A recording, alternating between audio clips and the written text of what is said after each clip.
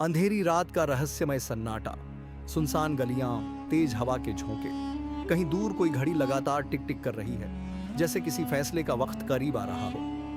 बादल आसमान में छाए हुए हैं, कभी कभी बिजली की चमक पूरे माहौल को पल भर के लिए रोशन कर देती है। जिंदगी हमें कभी कभी ऐसे मोड़ पर ले आती है जहां हमारी ही परछाइयां हमें डराने लगती हैं। इंसान सोचता है, जो वक्त हाथ से निकल चुका, क्या उसे बदला जा सकता है?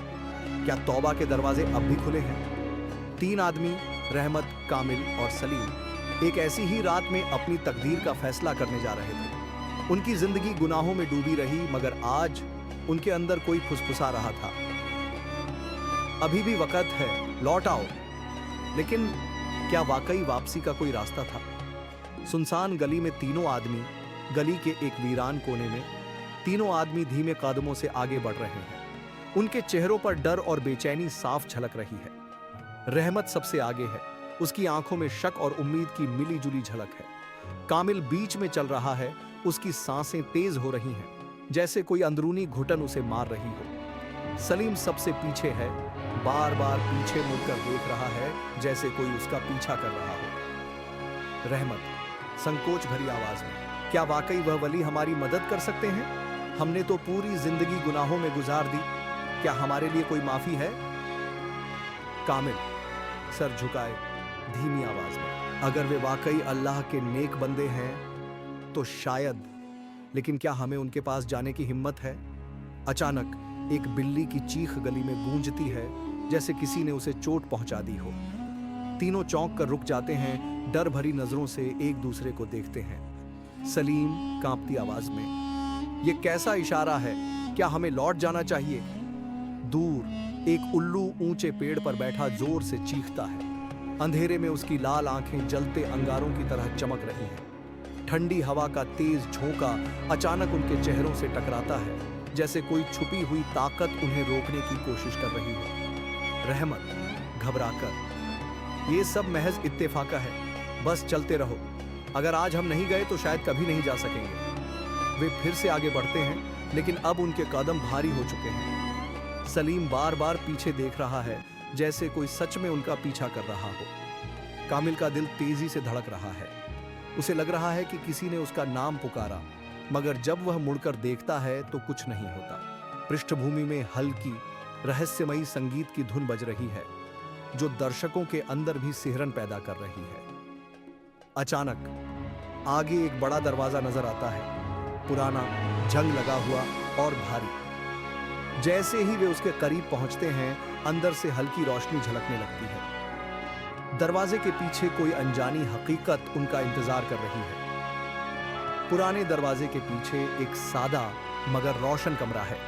एक नूरानी चेहरे वाला बुजुर्ग, जो एक कालीन पर बैठे हैं, आंखें बंद किए हुए, जैसे किसी गहरी सोच में डूबे हों। यह कोई आम दरवाजा नहीं था, इसके पीछे एक ऐसा वली बैठा था जिसके बारे में कहा जाता था कि जिस पर उनकी नजर पड़ जाए उसकी किस्मत बदल जाती है। मगर वे हर किसी को माफ नहीं करते थे, वे सिर्फ उन्हीं की मदद करते थे जो वाकई बदलने के लिए तैयार होते। दरवाजे पर दस्तक की आवाज गूंजती है। वली धीरे से आंखें खोलते हैं, जैसे उन्हें पहले से मालूम हो कि कौन आने वाला है। वली ने हल्की मुस्कान के साथ धीमी आवाज में, आखिरकार तुम आ ही गए, अंदर आ जाओ। तीनों आदमी हैरानी से एक दूसरे को देखते हैं, जैसे उन्हें यकीन न हो कि वली पहले से ही उनके आने की खबर रखते थे। वे झिझकते हुए दरवाजा धीरे से खोलते हैं और अंदर दाखिल होते हैं। तीनों आदमी वली के सामने बैठते हैं, उनके चेहरे शर्मिंदगी से झुके हुए हैं। वली कठोर मगर कोमल लहजे में, तो आखिरकार तुम्हें अपनी हकीकत का एहसास हो ही गया? बताओ क्यों आए हो? पहला गुनहगार सर झुकाते हुए, हजरत, मैंने पूरी जिंदगी चोरी की, दूसरों का माल लूटा, गरीबों को सताया, मगर अब दिल में एक अजीब सा डर बैठ गया है। क्या मेरे लिए कोई रास्ता है? दूसरा गुनहगार धीमी आवाज में, मैंने हमेशा धोखा दिया है, लोगों से झूठ बोला। तीसरा गुनहगार, मेरी जुबान हमेशा जहर उगलती रही, मैंने दूसरों को नीचा दिखाने में सुकून महसूस किया, मगर अब मुझे एहसास हुआ है कि मैंने खुद अपनी इज्जत भी खो दी है। वली कुछ देर चुपचाप रहते हैं, गहरी सोच में डूबे हुए, फिर धीरे से बोलते हैं, वली, मैं तुम्हें माफ नहीं करूंगा। तीनों चौंक कर वली की ओर देखते हैं, जैसे उनकी आखिरी तार, मुस्कुराते हुए।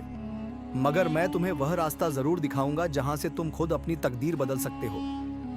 तीनों आदमी हैरानी से वली की ओर देखते हैं, जैसे उनके शब्दों का अर्थ समझने की कोशिश कर रहे हों। तीनों के लिए अलग अलग परीक्षाएं। पहले गुनहगार को हमेशा सच बोलने की शर्त दी जाती है। यह उसकी जिंदगी में कई अजीबोगरीब घटनाओं को जन्म देता है। दूसरे गुनहगार को अपनी सबसे कीमती चीज, जो उसके लिए एक कठिन चुनौती बन जाती है। तीसरे गुनहगार को 1 साल तक मौन रहने का आदेश दिया जाता है, जिससे वह बोलने की शक्ति का सही उपयोग सीखता है।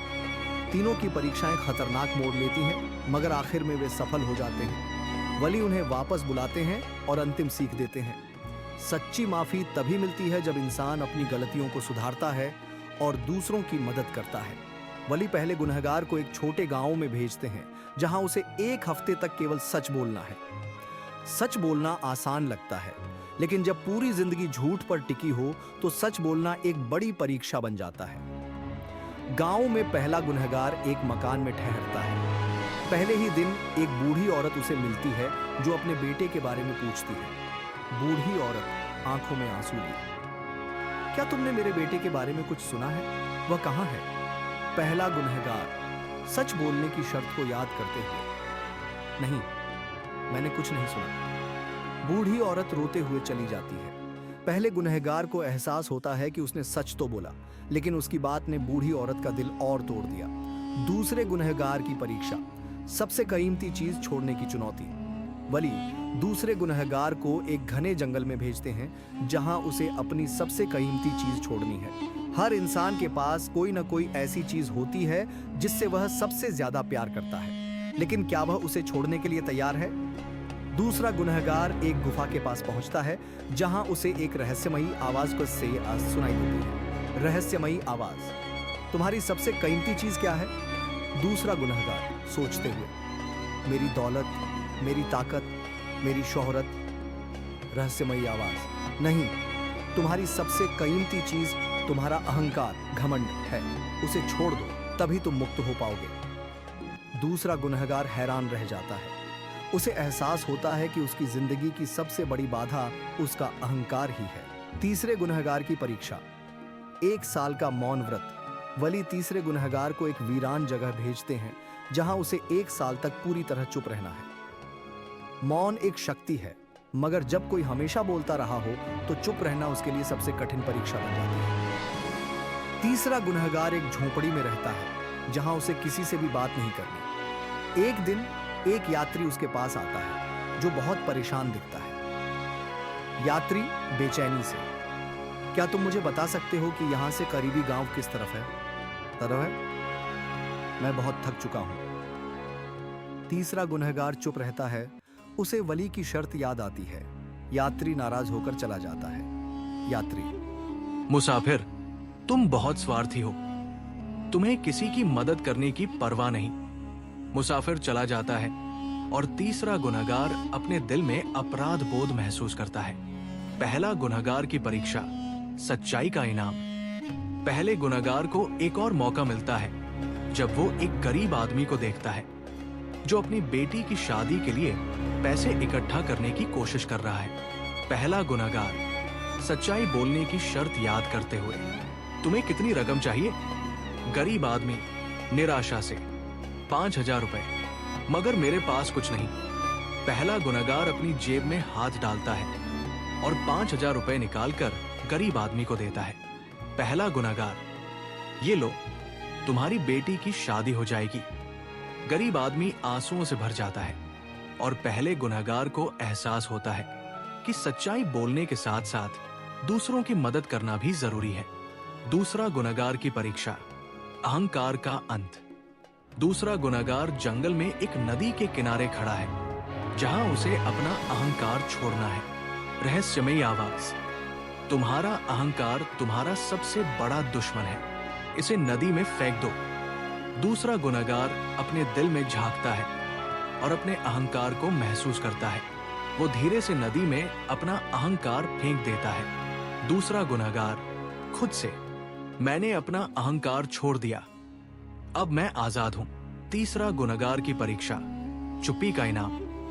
तीसरा गुनहगार 1 साल बाद अपनी झोपड़ी से बाहर निकलता है, जहां उसे एक बच्चा मिलता है जो खो गया है। बच्चा रोते हुए, मेरी माँ कहाँ है? तीसरा गुनहगार चुप रहता है, मगर वो बच्चे को अपने साथ लेकर चलता है और उसे उसकी माँ तक पहुंचाता है। बच्चे की माँ तीसरे गुनहगार को देखकर मुस्कुरा देती है और वो पहली बार महसूस करता है कि चुप रहने का मतलब बेरुखी नहीं, बल्कि दूसरों की मदद करना है। तीनों गुनहगार वली के पास वापस आते हैं, जो उन्हें एक बड़े पेड़ के नीचे बैठे हुए मिलते हैं। वली मुस्कुराते हुए, तुमने अपनी परीक्षाएं पूरी कर ली है, अब तुम्हारी किस्मत बदल चुकी है। पहला गुनहगार, मैंने सच्चाई बोलना सीख लिया है। दूसरा गुनहगार, मैंने अपना अहंकार छोड़ दिया है। तीसरा गुनहगार, मैंने चुप रहकर दूसरों की मदद करना सीख लिया है। वली, यही जिंदगी का सबक है। अब जाओ और दूसरों को भी ये सबक सिखाओ। तीनों गुनहगार वली का शुक्रिया अदा करते हैं और अपनी नई जिंदगी की ओर चल पड़ते हैं। जिंदगी हमेशा दूसरा मौका नहीं देती, मगर जो सच्चे दिल से बदलने का इरादा करते हैं, उनके लिए दरवाजे कभी बंद नहीं होते। ये तीनों आदमी वही थे जो गुनाहों में डूबे हुए थे, मगर एक फैसले ने उनकी दुनिया बदल दी। अब वे वापस जा रहे थे, मगर वे वही लोग नहीं थे जो यहां आए थे।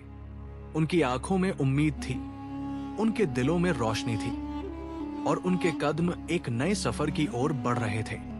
तीनों एक दूसरे की ओर देखते हैं, फिर आसमान की ओर नजरें उठाते हैं, जैसे पहली बार उन्होंने इस दुनिया को वास्तव में देखना शुरू किया हो।